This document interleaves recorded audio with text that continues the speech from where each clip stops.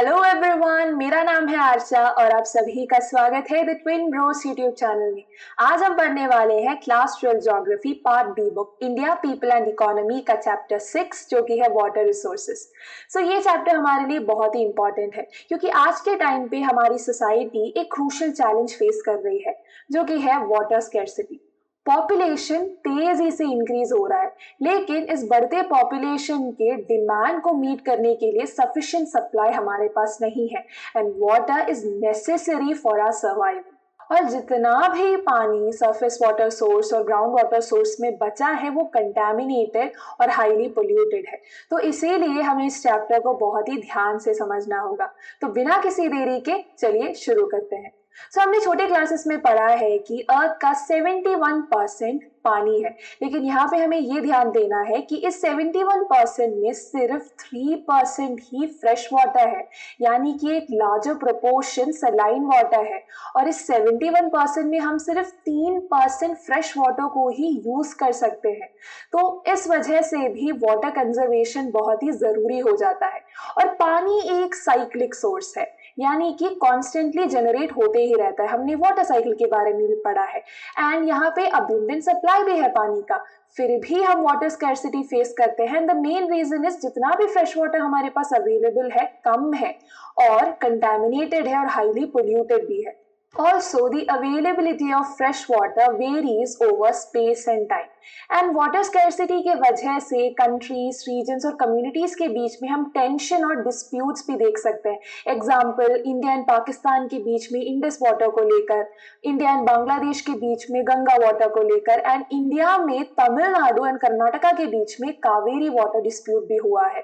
तो इस वजह से हमें अवेलेबल वाटर रिसोर्स को एसेस करना होगा और बेटर कंजर्वेशन टेक्निक्स और जुडिशियस यूज को प्रमोट करना होगा। So first topic is water resources of India. So India में water resources के 3 कैटेगरीज हैं, surface water resources, ground water resources, third one is lagoons and backwaters. अब कुछ facts देख लेते हैं। India is the 7th largest country and India accounts for 2.45% of world's surface area, 4% of world's water resources and 16% of world's total population. और India में हर साल rainfall की मदद से यानी कि थ्रू प्रेसिपिटेशन 4000 क्यूबिक किलोमीटर पानी मिलता है, लेकिन इस 4000 क्यूबिक किलोमीटर में सरफेस वाटर और ग्राउंड वाटर को जोड़ के हमारे पास सिर्फ 1869 क्यूबिक किलोमीटर पानी है। और इस 1869 क्यूबिक किलोमीटर पानी से हम सिर्फ 60% ही यूटिलाइज कर सकते हैं और इसका 60% है 1122 क्यूबिक किलोमीटर। और जैसा कि मैंने कहा कि वाटर रिसोर्सेज की 3 कैटेगरीज है, surface water resources, ground water resources and lagoons and backwaters. तो हम एक एक करके हर एक रिसोर्सेज को पढ़ने वाले हैं। So first one is surface water resources. So surface water resource के 4 main source हैं, rivers, lakes, ponds and tanks. So ये है 4 main source और इंडिया में अराउंड 10,360 रिवर्स हैं और इन रिवर्स के कई सारे ट्रिब्यूटरीज भी हैं। और हर साल इंडिया में वाटर फ्लो होता है रिवर बेसिन से 1869 क्यूबिक किलोमीटर का, लेकिन हम इससे सिर्फ 32% यानी कि सिर्फ 690 क्यूबिक किलोमीटर ही यूज कर सकते हैं। और ये जो वाटर फ्लो होता है, रेगुलर फ्लो ऑफ वाटर, ये 2 फैक्टर्स पे डिपेंड करता है। पहला है size of catchment area. Catchment area means वो एरिया जहां पे हम रेनफॉल कलेक्ट करते हैं और उस एरिया में रिवर ड्रेन भी होता है। पहला फैक्टर है size of its catchment area, यानी कि कैचमेंट एरिया का साइज कितना है। अगर लार्ज साइज है तो वाटर फ्लो भी ज्यादा होगा। Second factor is rainfall with in catchment area, यानी कि कैचमेंट एरिया में एक्चुअली रेनफॉल कितना मिलता है। नेक्स्ट पॉइंट, जब हम इंडिया का रेनफॉल पैटर्न देखते हैं तो हम उसमें हाई स्पेशियल वेरिएशन नोट कर सकते हैं, यानी कि कुछ ऐसे एरियाज जहाँ पे हैवी रेनफॉल, कुछ एरियाज में मॉडरेट और कुछ एरियाज में बहुत ही कम रेनफॉल। और इंडिया में जो मेन रिवर्स है नॉर्दर्न पार्ट के, गंगा, ब्रह्मपुत्र, इंडस रिवर, इन रिवर्स का जो कैचमेंट एरिया का साइज है बहुत ही ज्यादा है और इन कैचमेंट एरियाज में हाई रेनफॉल भी मिलता है। And Ganga, Brahmaputra and Barak river account for 1/3 of total area and 60% of total surface area of water resources। और सदर्न इंडिया के जो मेन रिवर्स हैं Godavari, Krishna and Kaveri hydro electricity generation के लिए बहुत ही इंपॉर्टेंट है। Next, ground water resources.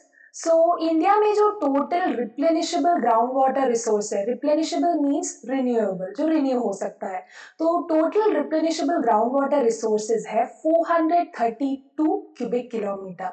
सो अवेलेबल सरफेस रिसोर्सेज है 690 cubic kilometre, ground water resources है 432 क्यूबिक किलोमीटर। अगर हम दोनों को ऐड कर देंगे तो हमें मिलेगा 1122 क्यूबिक किलोमीटर, जो कि एक्चुअल अवेलेबल वाटर रिसोर्स है।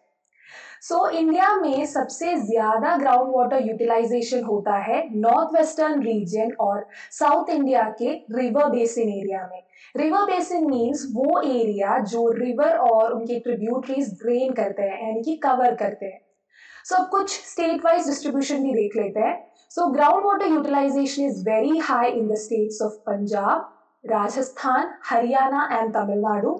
मॉडरेट यूटिलाइजेशन होता है गुजरात, यूपी, बिहार, त्रिपुरा और महाराष्ट्र में। और सबसे कम यूटिलाइजेशन होता है छत्तीसगढ़, ओडिशा और केरला में।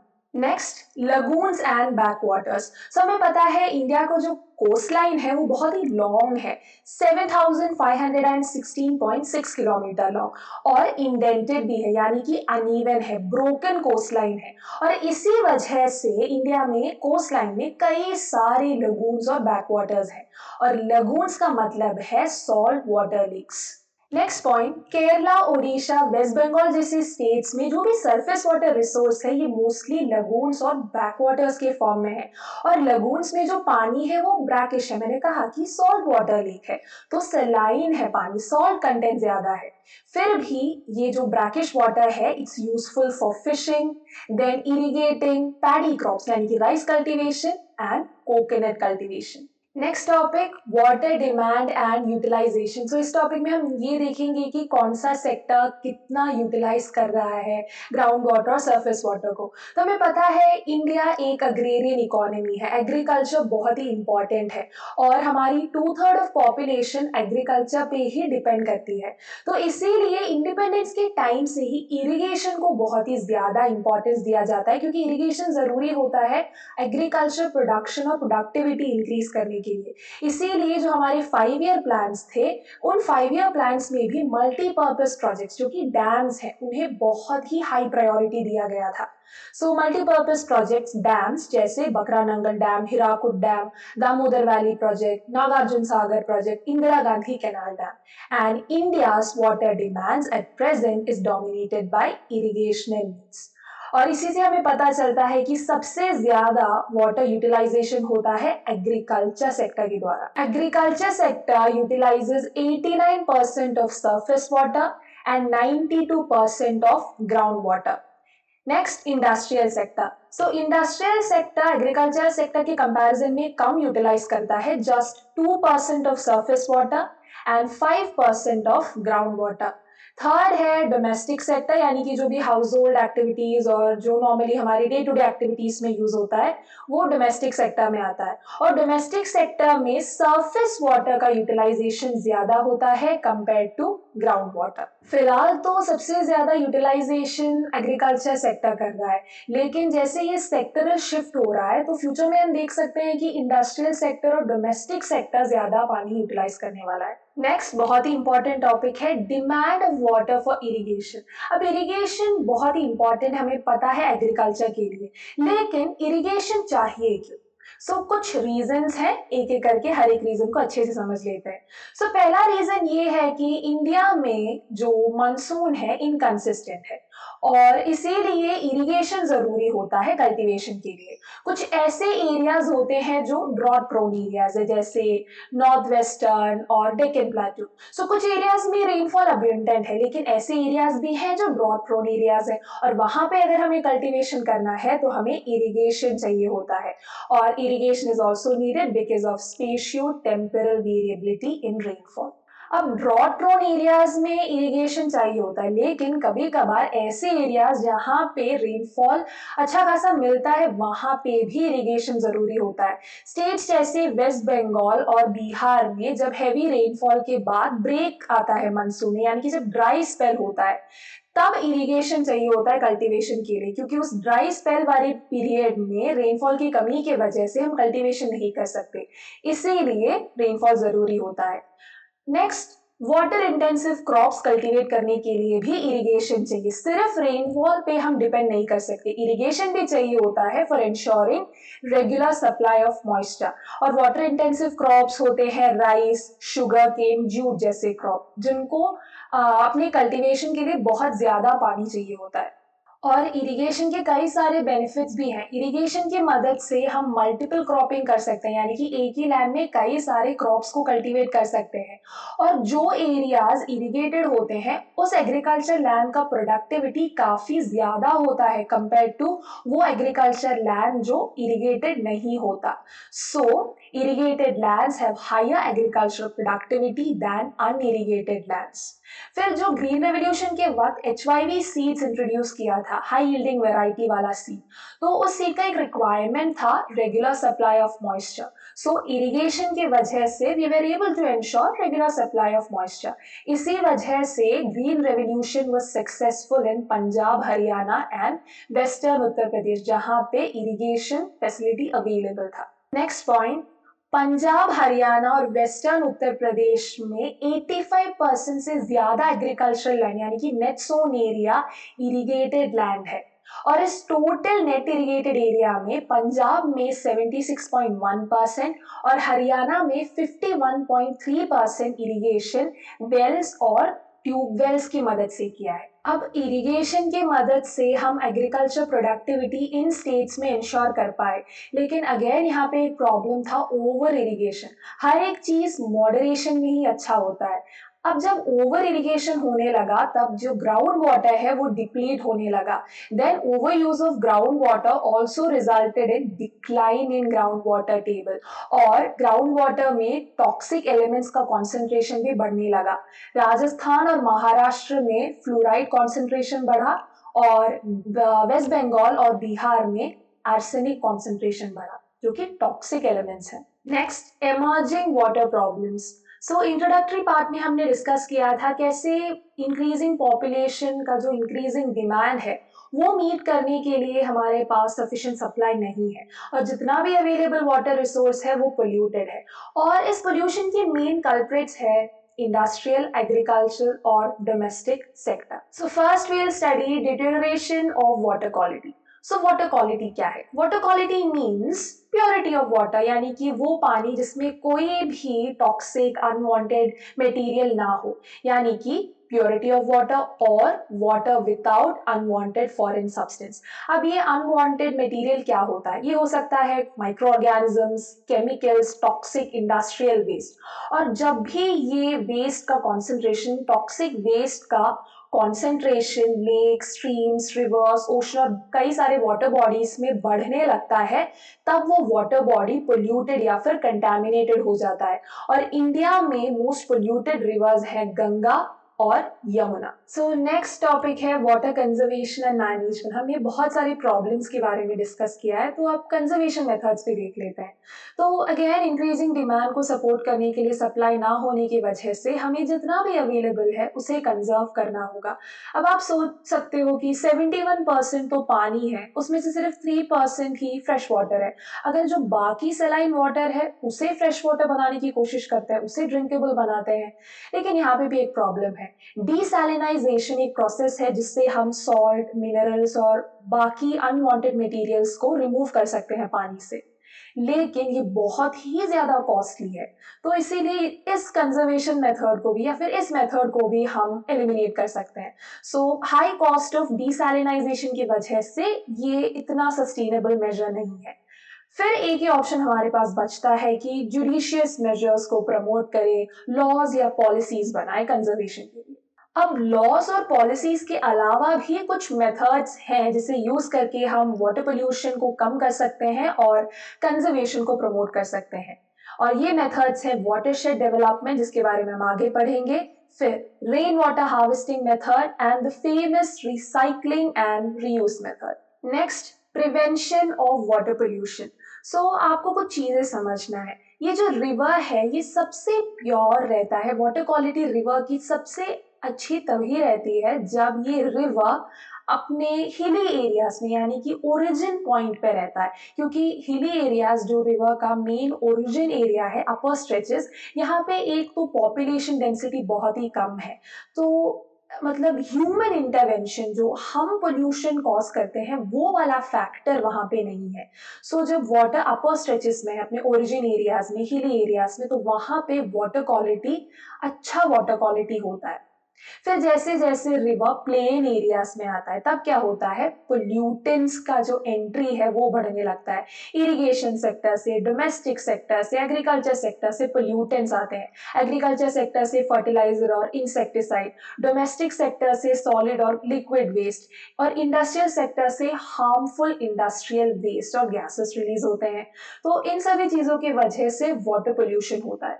अब नेक्स्ट एक इंपॉर्टेंट पॉइंट है, concentration of pollutants in river remains very high during the summer season when flow of water is low. Normally जो मानसून सीजन वगैरह में वाटर फ्लो काफी तेज रहता है, सो ये पोल्यूटेंट्स रिवर अपने साथ बहा के लेके जाता है, तो इतना प्रॉब्लम नहीं होता। लेकिन समर सीजन में क्या होता है, वाटर का जो फ्लो है बहुत ही स्लो फ्लो है, तो इस वजह से पोल्यूटेंट्स का जो कॉन्सेंट्रेशन है बना रहता है। तो इस वजह से समर सीजन में क्योंकि वाटर का फ्लो बहुत लो है, इसीलिए पोल्यूटेंट्स का कॉन्सेंट्रेशन ज्यादा होता है। और वाटर पोल्यूशन, एयर पोल्यूशन और लैंड डिग्रेडेशन जैसे प्रॉब्लम्स को टैकल करने के लिए एक बॉडी है, सेंट्रल पोल्यूशन कंट्रोल बोर्ड। सो central pollution control board monitor करता है water quality level and air quality level. तो यहाँ पे हम वाटर क्वालिटी को देखेंगे। सो सेंट्रल पोल्यूशन कंट्रोल बोर्ड ने स्टेट पोल्यूशन कंट्रोल बोर्ड्स के साथ मिलकर वाटर क्वालिटी मॉनिटर करने के लिए 507 स्टेशंस लगाए, और इन 507 स्टेशन से उन्हें जो भी डेटा मिला उनसे उन्होंने ये कंक्लूड किया कि वाटर पोल्यूशन सबसे ज्यादा ऑर्गेनिक एंड बैक्टीरियल कंटामिनेशन की वजह से होता है। और इंडिया में सबसे ज्यादा पोल्यूटेड रिवर है Yamuna river, and Yamuna river Delhi और इटावा के बीच में जो यमुना का स्ट्रेच है वो सबसे ज्यादा पोल्यूटेड है। और भी कई सारे पोल्यूटेड रिवर है, साबरमती रिवर अहमदाबाद, फिर गोमती रिवर लखनऊ में, फिर मदुरई में काली, अडेयार, कुवम, वाईगई। सो ये मदुरई के कुछ पोल्यूटेड रिवर्स हैं। मूसी रिवर हैदराबाद का, फिर गंगा रिवर दो स्ट्रेचेस है, कानपुर और वाराणसी में भी पोल्यूटेड एक स्ट्रेच है, और वाराणसी टू पटना भी जो स्ट्रेच है वो भी बहुत पोल्यूटेड है। नेक्स्ट कुछ लेजिस्लेटिव प्रोविजंस यानी कि कुछ एक्ट्स देख लेते हैं जो वाटर पोल्यूशन को कम करने के लिए पास किए गए थे। सो एक्ट्स का नाम और ईयर अच्छे से याद रखना। So first one is water prevention and control of pollution act 1974, environment protection act जो 1986 में पास किया था, देन वाटर सेस एक्ट 1977।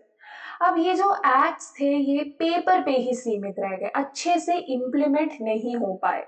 और अगर ये अच्छे से इम्प्लीमेंट हो चुके होते तो हम वाटर पोल्यूशन के बारे में इतना बात भी नहीं कर रहे होते, बिकॉज इन एक्ट्स को अगर अच्छे से इम्प्लीमेंट किया होता तो ये प्रॉब्लम भी कम हो चुका होता। तो इसीलिए सबसे ज्यादा जरूरी होता है पब्लिक अवेयरनेस क्रिएट करना, मतलब लोगों को ये बताना कि वाटर पोल्यूशन की वजह से कितना हार्म हो सकता है और वो अपने साइड से क्या कर सकते हैं। सो गवर्नमेंट एक्ट पास कर सकता है, इम्प्लीमेंट करने की कोशिश कर सकता है। वो एक्ट सक्सेसफुल तभी होगा जब लोग पार्टिसिपेट करेंगे, जब लोग अच्छे से समझ के उसे इम्प्लीमेंट करेंगे और गवर्नमेंट का साथ देंगे। सो वाटर पोल्यूशन और एयर पोल्यूशन इन सभी प्रॉब्लम्स को टैकल करने के लिए पब्लिक पार्टिसिपेशन बहुत ही जरूरी है। Next, recycle and reuse of water. So recycle और रीयूज करना पानी को, ये भी एक इफेक्टिव कंजर्वेशन टेक्निक है। सो जो भी लेस क्वालिटी का पानी है उसे हम इंडस्ट्रीज में कूलिंग और फायर फाइटिंग के लिए यूज कर सकते हैं, और इससे जो इंडस्ट्रीज का वाटर कॉस्ट है ये भी कम हो जाएगा, और जो भी अच्छे क्वालिटी का पानी है उसे हम वेस्ट ना करके बचा सकते हैं। अब हमारे डे टू डे लाइफ में हम कुछ चेंजेस कर सकते हैं, जैसे जो बेदिंग के बाद, कपड़े धोने के बाद, बर्तन धोने के बाद, या फिर कार वॉश करने के बाद जो भी पानी बचता है उसे हम गार्डनिंग के लिए यूज कर सकते हैं। लेकिन ये सारी चीजें मतलब हमें लगेगा कि छोटी छोटी चीजें हैं, ये चेंज करके क्या ही फर्क पड़ेगा, लेकिन इन छोटी छोटी चीजों से हम अच्छा क्वालिटी जो पानी है, जो हम ड्रिंकिंग और इमीडिएट रिक्वायरमेंट्स कुकिंग के लिए यूज कर सकते हैं, उस अच्छे क्वालिटी के पानी को हम कंजर्व कर सकते हैं। और आज ये मुद्दा इतना क्रूशियल इसीलिए है क्योंकि रिसाइकलिंग ऑफ वाटर बहुत ही लिमिटेड स्केल पे प्रैक्टिस किया जाता है, लेकिन पोटेंशियल बहुत ज्यादा है। नेक्स्ट टॉपिक बहुत ही इंपॉर्टेंट है, वाटर शेड मैनेजमेंट, और सबसे ज्यादा क्वेश्चंस इसी टॉपिक से आते हैं। सो इसे अच्छे से समझ लेते हैं। सो वाटरशेड मैनेजमेंट सिंपली मीन्स कि हम पानी को सही तरीके से यूज करें, यानी कि सही तरीके से मैनेज करें और कंजर्व करें। फ्यूचर को दिमाग में रखते हुए हम पानी का यूज करें, और सरफेस और ग्राउंड वाटर रिसोर्सेस दोनों को कंजर्व करें। और ब्रॉड सेंस में watershed management means conservation, regeneration, judicious use of all resources. यहाँ पे ऑल रिसोर्सेज ध्यान रखना, ऑल रिसोर्सेज की बात हो रही है, नेचुरल रिसोर्सेज भी जैसे land, water, plants and animals, and human resources भी। और वाटरशेड मैनेजमेंट का मेन एम ये है कि नेचुरल रिसोर्सेज और ह्यूमन सोसाइटी के बीच में एक बैलेंस क्रिएट कर सके, ताकि हमेशा एक इकोलॉजिकल बैलेंस मेंटेन हो। जब भी नेचुरल रिसोर्सेज और ह्यूमन बींग्स के बीच में बैलेंस हटता है तभी इकोलॉजिकल इम्बैलेंस होता है। एंड वाटरशेड मैनेजमेंट की खासियत ये है कि this depends on community participation. Watershed development projects तभी सक्सेसफुल होते हैं जब कम्युनिटी पार्टिसिपेशन होता है। और सेंट्रल और स्टेट गवर्नमेंट्स ने कई सारे वाटरशेड डेवलपमेंट प्रोग्राम्स इंप्लीमेंट किए हैं। कुछ एग्जांपल्स देख लेते हैं। एक है हरियाली प्रोजेक्ट, एंड हरियाली प्रोजेक्ट स्पॉन्सर किया है सेंट्रल गवर्नमेंट ने, और इस प्रोजेक्ट को इम्प्लीमेंट किया गया है ग्राम पंचायत के द्वारा, and also because of people's participation. So community participation बहुत ही इंपॉर्टेंट है। और हरियाली प्रोजेक्ट का मेन एम है conserving water for drinking, irrigation, fisheries and afforestation. Next है नीरू मीरू प्रोग्राम। नीरू मीरू का ट्रांसलेशन होगा water and you. So Neeru Meeru programme Andhra Pradesh का वाटरशेड डेवलपमेंट प्रोग्राम है। नेक्स्ट, अरवारी पानी संसद। अरवारी पानी संसद अलवर राजस्थान में इंप्लीमेंट किया गया था। अब कुछ और देख लेते हैं केसेस। तमिलनाडु में ऐसा कंपलसरी है कि हर घर में वाटर हार्वेस्टिंग स्ट्रक्चर होना ही चाहिए, और इसीलिए तमिलनाडु में जितने भी घर बनते हैं उन घरों में वाटर हार्वेस्टिंग स्ट्रक्चर होता है। नेक्स्ट टॉपिक है रेन वाटर हार्वेस्टिंग। सो रेन वाटर हार्वेस्टिंग के बारे में आपने सुना होगा। सो rain water harvesting simply means कि जो बारिश का पानी है उसे स्टोर करना और एक जगह पे कलेक्ट करना, ताकि हम उस पानी से कई सारे एक्टिविटीज परफॉर्म कर सके और फ्यूचर के लिए भी यूज कर सके। और रेन वाटर हार्वेस्टिंग के कई सारे पॉजिटिव इम्पैक्ट्स हैं। पहला तो ये एक लो कॉस्ट टेक्निक है और इको फ्रेंडली टेक्निक भी है, और रेन वाटर हार्वेस्टिंग की मदद से हम ग्राउंड वाटर को रिचार्ज कर सकते हैं, और इससे हम ग्राउंड वाटर टेबल को भी इंक्रीज कर सकते हैं। अब रेन वाटर हार्वेस्टिंग से एक और बेनिफिट ये है कि इट प्रिवेंट्स सॉइल इरोशन। अब जो भी हैवी रेनफॉल वाले एरियाज होते हैं वहां पे एक प्रॉब्लम होता है, सॉइल इरोशन। पानी सॉइल के टॉप लेयर को इरोड करके चला जाता है, पर जब हम रेन वाटर हार्वेस्टिंग से रेन वाटर को स्टोर करते हैं, कलेक्ट करके रखते हैं, तब हम सॉइल इरोशन को भी कम कर सकते हैं। एंड इससे फ्लडिंग और सॉल्ट वाटर इंट्रूशन जैसा जो प्रॉब्लम है वो भी कम हो जाता है। अब रेन वाटर हार्वेस्टिंग हम कई तरह से प्रैक्टिस कर सकते हैं। कुछ ट्रेडिशनल मेथड्स हैं जैसे लेक्स, पॉन्ड्स और इरिगेशन टैंक्स में जब हम पानी को स्टोर करते हैं, वो traditional rain water harvesting methods हैं। जैसे एग्जांपल दिया है राजस्थान का, सो राजस्थान में जो रेन वाटर हार्वेस्टिंग स्ट्रक्चर्स होते हैं उन्हें लोकली कुंड या फिर टंका कहा जाता है। टंका अंडरग्राउंड टैंक्स होते हैं। सो ये है राजस्थान का एक एग्जाम्पल। और ट्रेडिशनल मेथड्स के अलावा हम ऐसे ओपन टेरेस में भी रेन वाटर हार्वेस्टिंग कर सकते हैं। अब रेन वाटर हार्वेस्टिंग से हम डिमांड सप्लाई गैप को भी ठीक कर सकते हैं। इस चैप्टर में मैंने कई बार डिमांड सप्लाई गैप का मेंशन किया है। तो रेन वाटर हार्वेस्टिंग से हम सप्लाई बढ़ा सकते हैं और ये सबसे ज़्यादा यूजफुल अर्बन एरियाज के लिए है, क्योंकि अर्बन एरियाज में हम ओवर क्राउडेड पॉपुलेशन देख सकते हैं। तो अर्बन एरियाज में रेन वाटर हार्वेस्टिंग से काफ़ी ज़्यादा बेनिफिट मिल सकता है लोगों को। नेक्स्ट यहाँ पे एक केस स्टडी दिया है, वाटरशेड डेवलपमेंट इन रलेगान सिद्धि, अहमदनगर, महाराष्ट्र। सो इसे अच्छे से आप समझ लीजिए। सो रलेगान सिद्धि एक विलेज है अहमदनगर डिस्ट्रिक्ट में, जो कि महाराष्ट्र में है। और हम रलेगान सिद्धि के बारे में इसीलिए इस केस स्टडी में पढ़ रहे हैं क्योंकि यहाँ पे वाटरशेड डेवलपमेंट सक्सेसफुल हो गया था और वाटरशेड डेवलपमेंट ने इस विलेज को टोटली ट्रांसफॉर्म कर दिया। सो स्टोरी कुछ ऐसे है। वाटरशेड डेवलपमेंट के इम्प्लीमेंट होने से पहले ये जो विलेज था ये बहुत ही गरीब विलेज था और यहाँ पे कई सारे सोशल इश्यूज जैसे कास्ट डिस्क्रिमिनेशन, अनटचेबिलिटी और सबसे बड़ा सोशल इविल यहाँ पे था लीगल ट्रेड ऑफ लिक्विड। और इन सभी प्रॉब्लम से ये विलेज जूझ रहा था टिल 1975। और 1975 में यहाँ पे एक रिटायर्ड आर्मी ऑफिसर आते हैं और वो इस विलेज का कंडीशन देख के ये तय करते हैं कि यहाँ पे वो वाटरशेड डेवलपमेंट के मेजर्स इम्प्लीमेंट करेंगे। तो उन्होंने शुरुआत की विलेजर्स को कन्विंस करने की। उन्होंने बताया कि इस विलेज के लिए वॉलेंटरी लेबर, ओपन ग्रेजिंग को हटाना, लिक्विड पे बैन लगाना, एफॉरेस्टेशन को बढ़ावा देना, फैमिली प्लानिंग मेजर्स को इम्पोर्टेंस देना कितना ज़रूरी है। तो ऐसे उन्होंने कोशिश की कि वो विलेजर्स को कन्विंस करें। तो शुरुआत उन्होंने की बाय प्रमोटिंग वॉलेंटरी लेबर। सो वॉलेंटरी लेबर में क्या होता है, लोग वॉलेंटियर करते हैं, यानी कि खुद से लेबर प्रोवाइड करते हैं विदाउट एक्सपेक्टिंग वेजेस और remuneration in return. So voluntary labour से क्या हुआ, गवर्नमेंट पे जो ओवर डिपेंडेंस था फिनेंशियल एड्स को लेकर, ये विलेज गवर्नमेंट पे डिपेंड करता था अपनी फिनेंशियल रिक्वायरमेंट्स को मीट करने के लिए, वो कम होने लगा। और जो भी लोग वॉलेंटरी लेबर प्रोवाइड नहीं कर पाए, जो भी लोग विलेज के बाहर थे, उन्होंने क्या किया, अपने 1 महीने की सैलरी, एक साल में उनको जो 1 महीने की सैलरी मिलती थी वो उन्होंने कंट्रीब्यूट किया।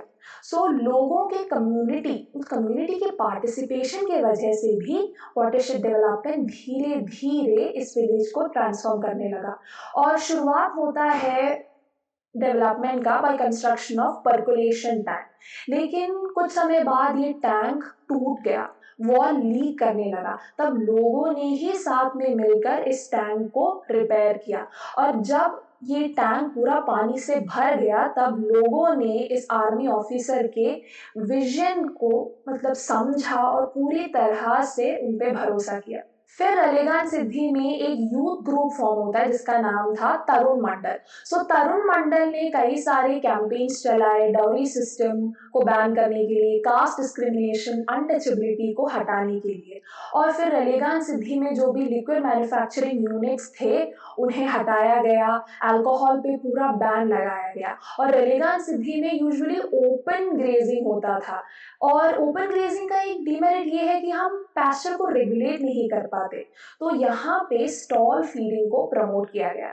फिर पानी को कंजर्व करने के लिए वाटर इंटेंसिव क्रॉप्स का कल्टीवेशन बंद कर दिया और बाकी क्रॉप्स जैसे पल्सेस, ऑयल सीड्स और कुछ कैश क्रॉप्स जिनका वाटर रिक्वायरमेंट कम होता है, उन क्रॉप्स के कल्टीवेशन को एनकरेज किया। फिर लोकल बॉडीज में इलेक्शन कंडक्ट करवाया गया और लोगों ने अपने लीडर को इलेक्ट किया।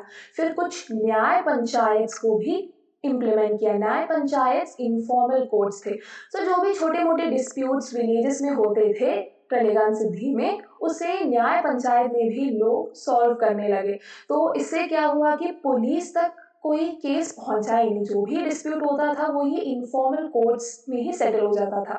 फिर रलेगान सिद्धि ने एक 22 लाख रुपीस का स्कूल भी कंस्ट्रक्ट किया। और सबसे अच्छी बात यह है कि स्कूल को कंस्ट्रक्ट करने में जितना भी पैसा लगा है वो गांव वालों ने ही कलेक्ट किया है। और जब भी पैसों की जरूरत पड़ती थी वो लोन लेते थे और उस लोन को विलेज चुका भी देता था।